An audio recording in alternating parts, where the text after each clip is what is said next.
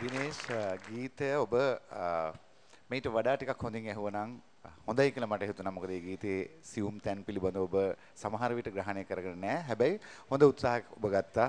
ජය වේවා කියලා ප්‍රාර්ථනා කරනවා. බොහොම සුසු. මම දැක්ක චුට්ටක් සමහර තැන් පොඩි පොඩි අස්ථාවරකම් වුණා. පොඩ්ඩක් ශෛලියෙන් පිට ගායනා කරා කියලා නමුත් හිතුනේ මට. නමුත් මට හිතුණා ඒක දැන් තාරුණ්‍යයත් එක්ක ඒ ශෛලියෙන් පිට ගායනා කිරීම යම් කිසි ආකාරයකින් හොඳට ගැලපුණා කියලා. ඉතින් සුබ ප්‍රාර්ථනා කරනවා ඔබට හොඳ ප්‍රතිචාර ලැබෙන්න ඕනේ කියලා. බොහොම සුසු. දිනේෂ් මන් මුලා වෙලා නෙවෙයි මං මුලා වෙලා. අල්ලා යන්න කිව්වේ. මන් මුලා වෙලා කියලා කිව්වේ ඒක මං මුලා වෙලා කියලා නිවැරදි වෙන්න ඕන. ඔබට ජය. බොහොම සුසු.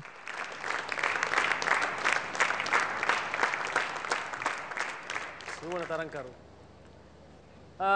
අපි ආමු රංජිත් එදිරිසිංහ මහත්මයාගෙන් ඔබ ගායනා කරපු ගීතය ගැන ඔහුගේ මතක සටහන් මොන වගේද?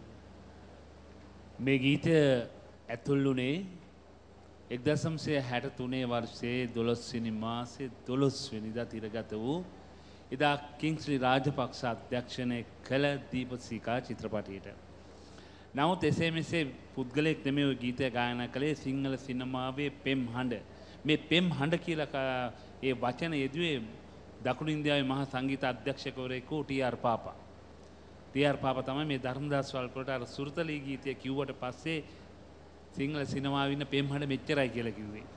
ඉතින් ඒ ගායකයා තමයි මේක දීපසිකා චිත්‍රපටයට ගායනා කළේ. ඒ වගේමයි කිංස්ලි රාජපක්ෂ අර ගිටාර එකක් අතේ තියාගෙන මේ ගීතය අපූර්වවට ගායනා කළා. ඇත්තම තමයි වල්පොල කියන ගායකයා සුපිරි ගායකයෙක්. හොඳ ගීත පමණ මේ චිත්‍රපටයේ එකම ගීතයක් කළේ. ජෝතිපාලට ගීත දෙකක් දෙනකොට වල්පොල තෝරගන්නේ එක ගීතයයි. ඒ හැටි නමුත් ගීතය ගැන කියන්න පුළුවන් ඉතරයි බොහොම සුන්දර ගීතයක්. අද මේ 60 දශකයේ වෙනුවෙන් තෝරගෙන තියෙන්නේ. මම හිතනවා මිනිසුරුවන් කිව්වට වැඩිය මට කියන්න දෙයක් නැහැ.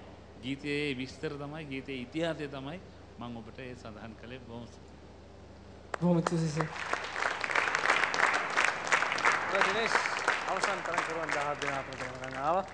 දැන් තීරණාත්මක තරඟය සිළුමු දෙනා එකම මොහොතක මේ වේදිකාවේ ගියන්නේ. දැන් තව දුරටත් ඔබට ඉදිරියට යන්න අවශ්‍ය නම් ඒ කියන්නේ ඔබ ජනතාවගේ කැමැත්ත ලබා ගන්න ඕනේ නම් උන්ට කතා කරලා කියන්න කොහොමද ඔබ ඉදිරියට ගෙනියන්නේ කියලා.